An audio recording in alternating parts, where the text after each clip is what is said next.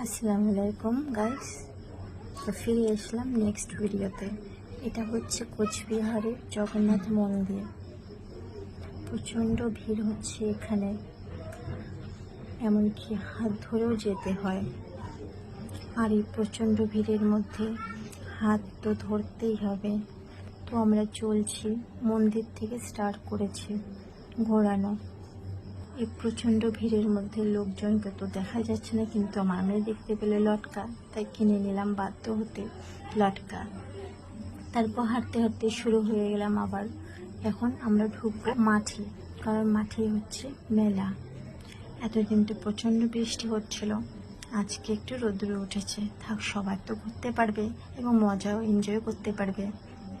তো আমরা হাঁটতে হাঁটতে পৌঁছে গেলাম মেলাতে। তারা দেখো কত সুন্দর সুন্দর দোকান বসেছে, ইচ্ছে করে কি সবেই তুলে নেই, তাই না গাইস? প্রচণ্ড ভালো ভালো জিনিস। আর এই ভালো ভালো জিনিসের মধ্যে আমরা কিন্তু একটাই খুঁজি মেলাতে গিয়ে, বলো তো গাইস কি? আমি তো দেখছি চারপাশে কিচ্ছু নেই, কিন্তু ঠিক সোজা দেখছি আমি টয় ট্রেন।